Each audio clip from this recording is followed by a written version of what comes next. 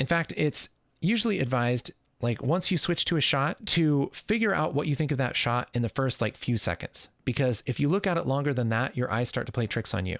Okay.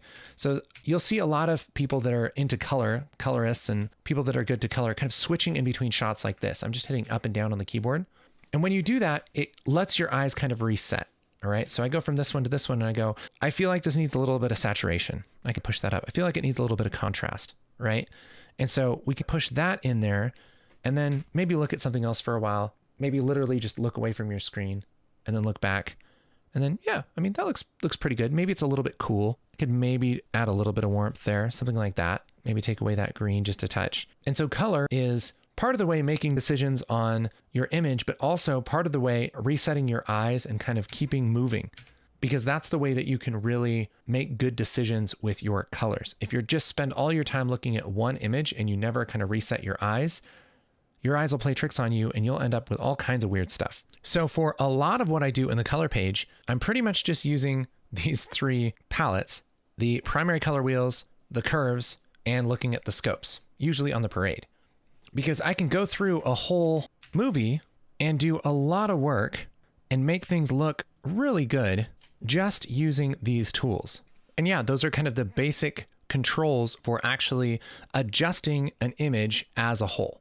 Okay, so we have a good idea of how to adjust a single image here in the color page, but color grading is more than just adjusting a single shot. It's all about adjusting all of the shots so that they work together in the context of the movie. So one of the first things that you're probably thinking is, okay, if I make an adjustment to one shot and I want to do the same thing on another shot that's very similar, do I have to do all that work again? And of course, no, that would be terrible. You can easily copy a color grade from one shot to another one just by selecting the shot that you want to copy it to, and then mousing over the shot you want to copy it from, and then clicking down on your scroll wheel. That's this button right here. Clicking down on this scroll wheel, and that will instantly copy the color grades from the shot that you clicked on to the shot that was selected. And you can do this with multiple different shots too. If I hold Shift and select all of these, middle button mouse click here, if I have a couple of grades selected, it's going to ask me, do you want to replace the existing active grade? I'll say, and now it will put that blue over everything.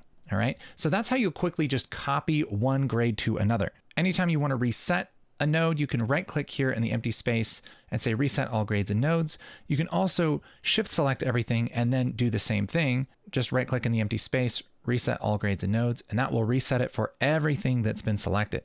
So this is great because then you don't have to duplicate work that you need to do on every single shot. So we can just color grade this shot, that looks good. And then anything that's similar, just middle button mouse click right there. This one's probably pretty similar. This one's probably pretty similar. We can at least start with that. Here's similar. And we can go through and very quickly work through our entire timeline.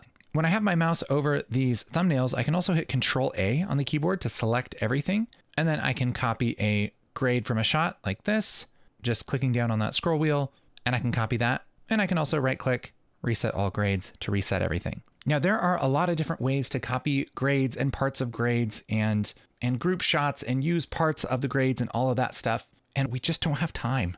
This is a multiple hour tutorial and we still just don't have time to get into that. But there are ways to do that. If you want more info on that, let me know in the comments and we'll make a follow-up video. But right now, the need to know stuff is that middle button mouse click copies those grades. And anytime that I'm adjusting the colors on a shot, we'll just make this really pink, just so we can see. That happens to just this clip, and that adjustment I made lives in this first node of the clip. Now, these nodes live in what we call the clip grade. See, there are different kind of layers of our color grades. You can think of these sort of like different groupings. So each clip can be adjusted by itself. So I can make this one green, I can make this one orange, I can make this one blue, and these can all look different, right? That's because they all have their own node tree that lives in each clip. But there is also a node tree for the timeline. If I go up here to these little dots and I click on this right dot that you can just barely see right here, that's going to switch to a new node graph here. And if I right click and say add node corrector, and then link this up, like this is going to be a node that applies to the entire timeline. That means all of these shots. So if I have 186,000 shots in our timeline, this is going to apply to 186,000 shots. If I have 3 shots, it's going to apply to 3 shots. All right. And you'll notice as I switch in between these, I'm still looking at the same timeline node.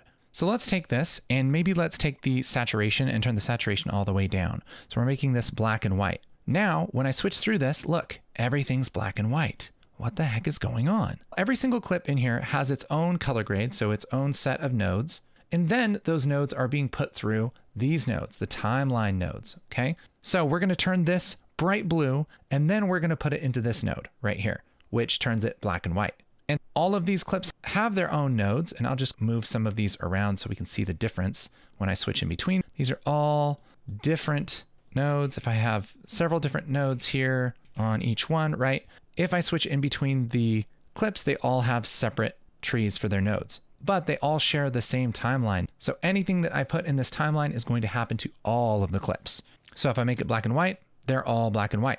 If I give it a little bit of contrast like this, they're all going to have that intense contrast. So this is a great way to make a style that goes over every single clip in your timeline. It's the perfect place for establishing a creative look for your project, or for something like this, making it all black and white, making it all look like old film or whatever. Whatever you put here is going to be applied to each of these nodes, but after the clip. That's why all of these look black and white, even though they're super tinted, all these different colors. The result is black and white because we're tinting them like crazy and then desaturating. So again, just this level of understanding, oh my goodness, you can do so much cool stuff with this.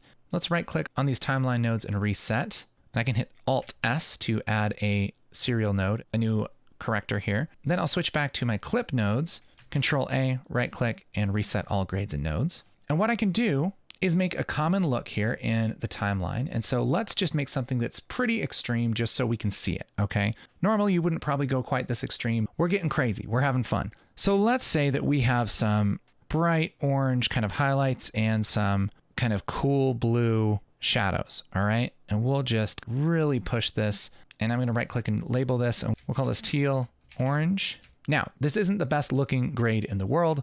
There are much more tasteful ways to do this, but just pretend that this is whatever style you want to add, okay? I'll make another node by hitting Alt S, and then I'll make a little S curve like we were talking about earlier. Great. And maybe I'll make another node, and let's go to our luminance versus saturation, and I'm just going to saturate things in the middle, and then take anything that's a little bit brighter and desaturate the bright parts and the dark parts like this. So now we have this very intense look. If I hit Control and D, I can disable these nodes. And so we're really putting a lot of style into this, okay? Again, this may or may not be what you like, but the principle here is that we have one creative look that we're going to put over our entire movie. And we call this, surprisingly, the look. It's a really technical term. And we're not only going to have this look on this shot, because we're working in the timeline nodes, as I switch to the other shots, we're going to have this same kind of teal and orange look. Now, when you add this kind of look, especially one that's really extreme like this, your other shots aren't necessarily going to look good, because that's really only going to happen if you have an image that has similar colors and saturation and exposure and everything to the clip that you designed this look on. So for instance, I could switch over to shot 6 and it looks as expected, but I switch to shot 5 and what the heck is going on? It looks, as my daughter would say, poopy. It looks like poopy. So in order to make this less poopy, let's switch over to our clip nodes.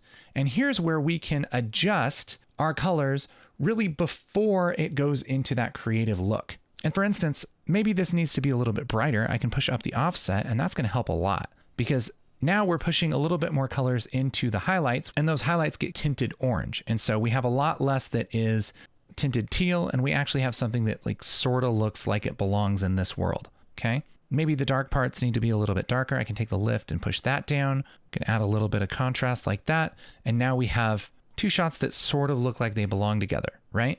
But the idea here is that the more extreme your creative look is, the more you might have to tweak all of the shots and make sure they match together in order to have that kind of cohesive look actually work. So for instance, shot 7, it's not good. So we can take that offset up maybe push this lift up a little bit, and kind of really push this around a little bit so we get a nice looking image with that look on it. If we're planning on doing this extreme look like this, and we didn't set this look first, then we might look at these different shots and they might look like they match relatively well. But what happens when you have this extreme look is it can sometimes amplify the differences in between these clips. And so we always want to make our look first, especially if it's an extreme look like this. That way we can view our shots with that look applied and make some adjustments here in the clip nodes so that the shots actually look somewhat reasonable, okay? And we can go through and make our adjustments however we see fit to hopefully get these things matching and looking decent and get a good result. So that's the big bird's eye view of a workflow, is you want to figure out what your creative look really is before you do tons and tons of work on everything else. Because the work you do in this creative look may make some problems in your shots worse, and it might make some problems completely irrelevant. So it's a good idea to make sure you put that on first. So this is the smartest workflow. Make sure you have that creative look and then go back and match your shots together. Now, I'm not really a fan of this creative look. It's a little bit too extreme for me. And it also brings up one little pet peeve that I have about color grading. A lot of people, they'll see a tutorial on the internet and they'll say, oh, look at all of these controls I have over color. I can just go crazy and I can make all kinds of wild color looks. And so they end up making something that sort of looks like this because they watched The Matrix 5 years ago and they remember it being green, which was really cool. And so now they want their movie to look green. Here's a great big colorist secret. The reason a movie looks good is often not because of the color grading, but because of how it was shot and the lighting and the set design and the costumes and things like that. That's what gets a movie 80-90% there. The color grading is just like the spice on top. It's like the salt on something that already tastes good. It just enhances the flavor. And so putting this heavy style on this image that wasn't designed for this kind of style is gonna look bad. You just can't change the character of the image too much, or else it just doesn't look natural. It just doesn't look good. And so a quick hack that will save you years of pain, years of torture, years of unhappy clients is just this. Look at the footage before you start adding style to it. Just look at your color managed footage and think about the style that's already there, because that's where the best color grade is going to live. It's going to be an enhancement of that existing style, of that existing tone. So in this shoot, we have these kind of cooler toned windows. We have the warmer toned lamps. We have these kind of red and maroon and blue tones. We have just a little bit of green. We have white walls. That's the kind of set design that we have. It's not really dark and moody. It's not super bright and clean. And so our color grade needs to be somewhere in that feeling. And so if I were creating a look for this shot, a creative look, the first thing I would do is just make sure that we have decent exposure on this clip, because this is what we're going to design our look on. And I think the exposure looks pretty good. I could maybe just bring it up just a touch. Maybe I'll just push the offset up just a little bit with this master wheel. Okay, maybe just a little bit of contrast just to take some of the fog out of it. So here's before and here's after. Very subtle adjustment because this is shot pretty well. Okay, there aren't any major white balance issues. There aren't any major exposure issues. It looks pretty good. Now, if we want to enhance it, I can switch to the timeline nodes. I'll hit Alt-S to add a serial node. And this is where I'm going to start to build my look. And if you've never built a look before, if you've never really tried to stylize something before, I would really highly recommend that you stay with something like this. Take this curve and make just a slight S curve. All right. What that's going to do is give us a little bit of contrast. It's going to take away some of the muddiness here. So here's before and here's after. It's just going to clarify things a little bit. Let's right click and let's just call this a S curve. Let's make a new serial node, Alt S. And then let's take that image and maybe let's play around with the temperature. So I can go here to where it says temperature and tint and maybe just push it a little to the left and see how we like it. Push it a little to the right and see how we like it. And I think just pushing this a little to the left, a little bit cooler feels nice. That starts to feel cleaner. It starts to feel like it's nighttime.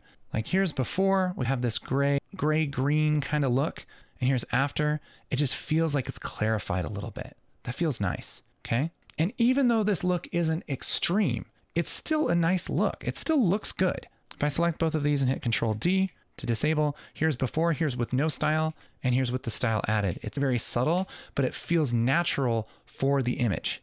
we're not fighting against the production here. We're just taking what already looks good and enhancing it. Maybe we want a little bit brighter colors here. Maybe we can make another node. This second one is a temperature. Maybe this third one will do some saturation. So let's just push up our saturation knob a little bit. We don't want to go too crazy. Once we go up here, that's just too bright, okay? We can always check this on our vector scope.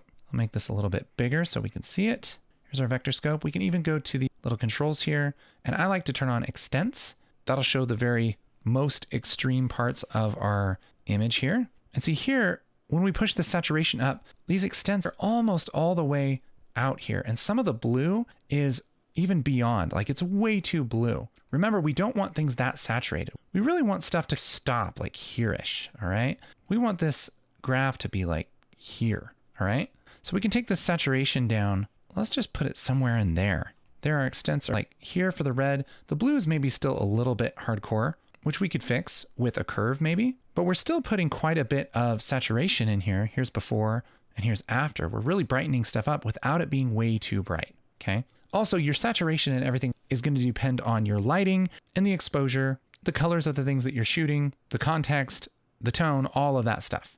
Maybe let's work on these blues. Let's go to the hue versus saturation, and we see we have this spike here in the blues, which is certainly going to be right here. I can take my color picker and just draw over this, and that's going to make a couple little control points here and a control point in the center. I can take this control point here and look at this vector scope while I do this. Here's our blues. And what we're really trying to do is bring this little cloud this way, all right? So if we take this curve and I push this down, look what happens. That squishes that cloud down to something that's reasonable. And again, I don't want this that far beyond, just like halfway out. So somewhere in there, that's where that's going to look actually reasonable, all right? And so now we still have our saturation getting pushed up, but our blue isn't out of control here. It doesn't look neon blue. And so now we have a look that looks really nice, and it isn't just completely wild compared to what we shot. So again, here is before and here's after. Still looks nice, not too different. The other advantage to doing it this way is that your shots are going to match a little bit easier than if you're doing some insane thing where you turn all the skin purple or something like that. So I'll just open up our clips again, and we'll go through here, go back to our clip nodes, and I'll just select everything and reset all the grades. Everything except for that shot I was working on, okay? And now we have this look applied to all of our shots, and it'll be a lot less tweaking to make this look good under this look. We'll maybe take the gain down on this one, and flipping back and forth, we have a little bit closer match. Now, there are some problems where this shot maybe looks a little bit too blue. This one maybe looks a little less blue. We could do things like highlight this window and turn it more blue and that kind of thing, but we'll get to that in a minute. The idea is that we want all these shots to feel like they live in the same world. When we're matching shots, that's really our main goal. Shots might not match 100% completely, especially when you're just starting, and especially when you've just started a project and you haven't done lots of work on all the shots yet. But you want them to feel like they could live in the same world, right? So they should have similar saturation. One shouldn't be way too bright. We could take this one down and just adjust this to where they all feel like they could live in this world. This one maybe looks a little too yellow. And you can go through and just use your first impression when you switch to the shot. This one maybe looks a little bit too green, to try and match this the best you can, okay? Same thing here. Let's take this down. It's a little bit too saturated. Sure, and we can turn that into a night shot with some work, but we'll just leave it like a daytime shot for now. And now we have these all matched. This one maybe looks a little purple. Now that I look at it again, okay, adjust this to look good. But now we've done a couple things all at once. We picked a style for our scene, and we've started matching these shots to sort of look like each other. And that's going to help this scene not be distracting when we play it back. You don't want people thinking about, why do the colors look like that? Or why doesn't one shot look like another one? You want them to be invested in the moment. And so there shouldn't be any shots that kind of just stand out. They should all just feel like they live together. And I think we're pretty much at that point here. It's not a perfect match, but it works. That's a great place to be in your color grade. So now if you want to get a little bit more picky, I want to show you a technique that is so helpful for matching your shots. What we can do is we can find a shot that we like. Let's say we like this one, and we can right click here on the viewer and select grab still. What this will do is grab a still shot of this image, and it will save it to our gallery. So our gallery is a panel that lives up here in the upper left. I click on gallery and that comes up here. And They call these stills, but it's really more like a saved preset, a saved color grade that also includes a still image. It's like a color grading preset with a thumbnail. And so what's cool about that is if I were to reset this and I don't know, let's just do something really different. I'll just desaturate it and make it really dark or something so that we can see this difference, is that if I have one grade on this shot, I can middle button mouse click on this still, boop, like that, and apply that color grade right here from the still, just like I can from a different shot. So you can easily save your color presets up here in the gallery. But what's also great is that you can right click and say play still right here. And what that'll do is give you a still frame of that color graded image that you can compare with the other shots in your timeline. And so now I have a really nice kind of split screen where I can compare one shot to another. And so if I have a couple shots that were maybe shot at a little different time, I can compare these with a split screen and I can do some work to match these and make these feel like they live in the same world again. And so that's great if you're trying to get an exact match on a setup like this, but it also works if you're comparing similar subjects. So for instance, this guy's face, both here and here. See here, this looks a little bit more pink. This one looks a little bit more kind of yellow. And so maybe it's going to help this shot if we push it a little bit of green in there, maybe a little less blue, and maybe that's going to feel a little bit better. So yeah, already that feels like it's matching a little bit better. Maybe the saturation's up just a touch. And now we can match these together using this still. Same thing here for this other shot. We want all of these to feel the same, and that looks pretty good. That's a pretty good match, I would say. Same thing here. Let's take a look at this. That's also a pretty good match, I would say. You can really drive yourself crazy second guessing your match. The best idea is to immediately decide whether it matches or not, and if it's close enough, move on. If it bothers you later, you can come back and adjust it. But you can go through your whole movie and you can compare it to this one shot. And this is a really good idea because this one shot is like your constant. You can always see how bright or dark or saturated or blue or yellow or green something compares to this, the shot that you initially graded, this saved still right here. This is what we call our hero shot. It's our hero that we always compare all of the shots to. This is how you get a consistent look from beginning to end in your color grade. Because what can happen is you can say, okay, I want this shot and this shot to match because they're next to each other, right? And you can maybe make those match, right? You'll say, okay, this one needs a little bit more offset. Then you go to this shot and you go, okay, I need these to match. And so you're trying to figure out like, oh, actually this one needs to be a little bit more pink, right? To match with that.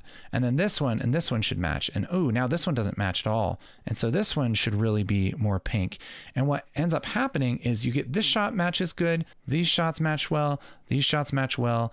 And you get a slow drift from one shot to the other. And then the first shot and the last shot don't look anything alike. That's why we always compare all of our shots to this one constant shot so we can easily tell, oh, this one's way off, or this one's way off, or this one's a lot closer. Then you're comparing your last shot and your first shot to the exact same thing. So take some time and try that right now. I want you to open up maybe shot 5 and adjust it. Go into the timeline nodes and make a look that you like. It can be subtle like this, or you can go ahead and make something that's a little bit more extreme. Play around, have fun. That's what this is for.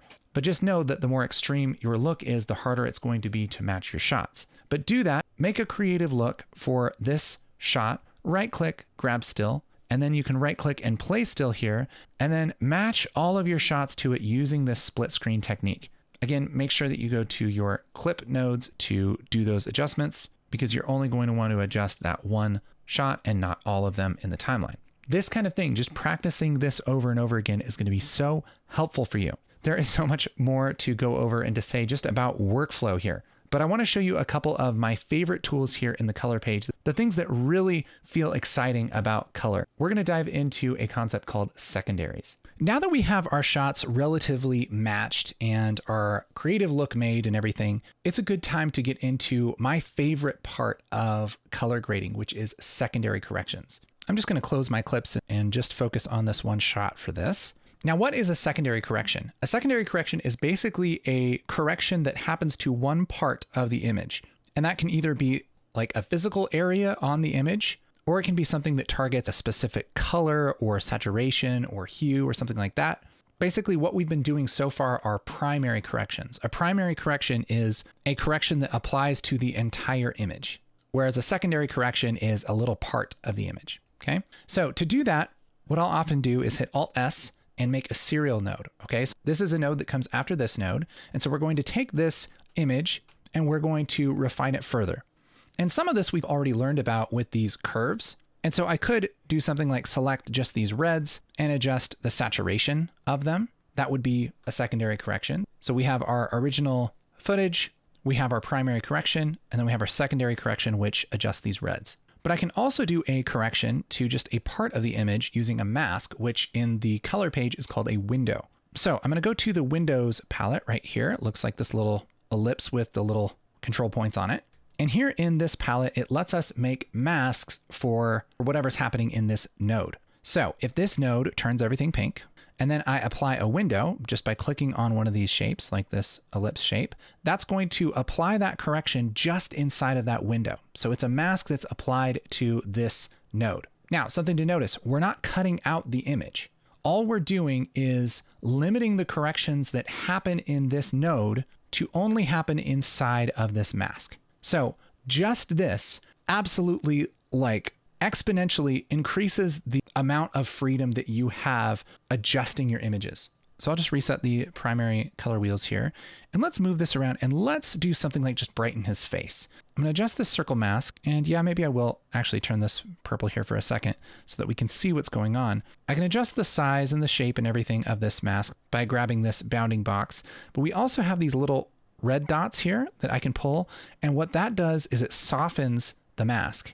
And so if you get into any color grading tutorials and you watch a colorist that's been doing it for a while, they almost always just use a big circle mask, a big soft circle mask. The reason is because you can do so much stuff with just a soft circle. Look at this. I don't have to roto his face or anything. And I have, look at this. I'm doing a really extreme correction to his face. And I just have this soft circle mask. And I can go down here to this little button and turn off our overlays.